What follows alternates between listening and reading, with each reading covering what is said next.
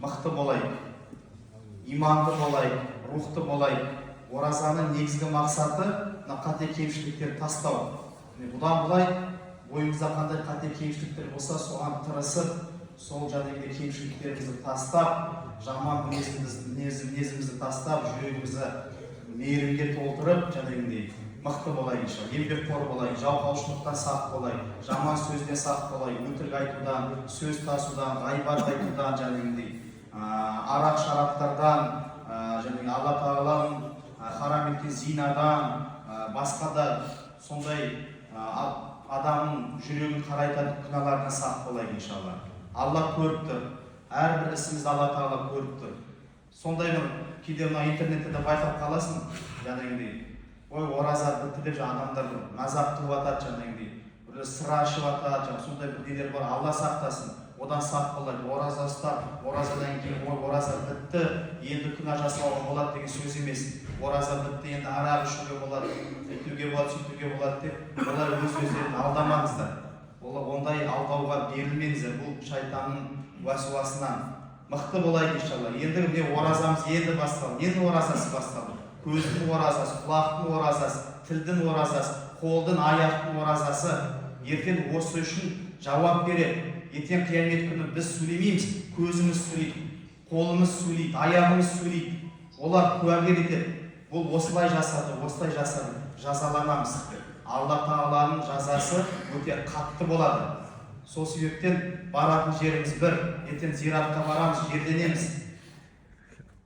Сол үшін қабіріміз нұрға толу үшін, қабірде жақсы жату үшін біз осы өмірде мықты болуымыз керек. Шайтанға берілмей, жаман ойға берілмеңіздер, күнәдан сақ болыңыздар, фитнадан сақ болыңыздар, еңбекқор болыңыздар, ел үшін, елдің игілігі үшін, жамағаттың игілігі үшін, отбасы бала-шағаның игілігі үшін қызмет жасай, отбасы бала-шағамен бекем болайық. Ендеше мінекей бүгін айт мейрамы құтты болсын.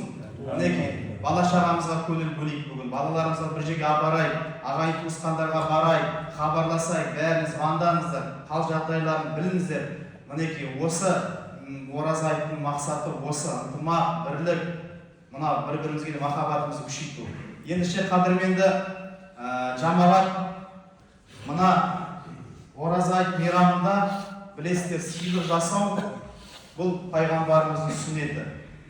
Жалпы бұл сыйлық жасау пайғамбарымыздың сүннеті. Сол себептен осы мейрамда біз бір-бірімізге көп сыйлық жасауымыз керек. Сол үшін бала-шағамызға, жұбайларымызға сыйлық жасайық, ағайын туысқандарға сыйлық жасайық, қолымыздан келгенше жақсы, жұмсақ, әдемі сөздерді айтайық иншалла. Мықты болайық, бір-бірімізді құттықтайық. Ендеше біз де міне осы бүгін қасиетті ораза айт күні мына мешітімізде қызмет жасап жатқан наиб имамымыз Үсен ұстазымызға осы бір жамағатымыздың атынан бір сыйлық табыстауға рұқсат етіңіздер. Былтырда сол сыйлықты табыстаған еді. Биыл да мінекей сол жамағатымыз ниет етіп, Алла Тағала ол кісіге береке берсін иншалла. Ендеше құрметті жамағат, мінекей осындай сертификатты табыстауға рұқсат етіңіздер.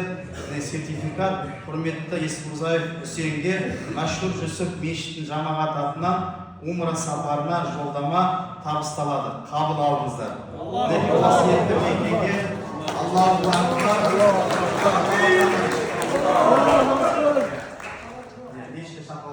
Ендеше құрметті жамағат, мінекей қасиетті Шаввал айында қасиетті мекенге баруға Қазақстан мұсылмандары діни басқармасының тіркелуінен өткен Мина Тревел қажылық компаниямен Құдай қаласа Үсен ұстазымыз Шаввал айында умра қажылығына жолдама Үсен ұстазға тапсырамыз. Осы жолдаманы кәнекей ұстаз келіңіз. Аллаху акбар!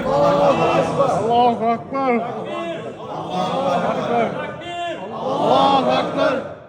Ал енді сен ұстаз, иншалла Алла Тағала сапарыңыз оңынан қылсын, аман сен барып кел, Алла Тағала нәсіп етсін иншалла. Бізге де осы жамағатқа да бәрімізге ол жақта дұға жасаңыз иншалла. Алла қабыл етсін. Ал ата келіп бір бата беріңіз. Баш бата сізде келіңіз бата.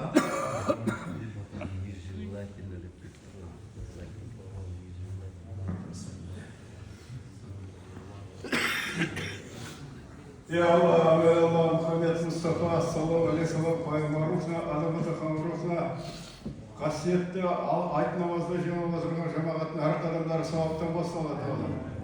Құрбан айтқан жетіп жүресіз, мынау сен баламыз аман есен, умраға аман есен барып келе жатсың.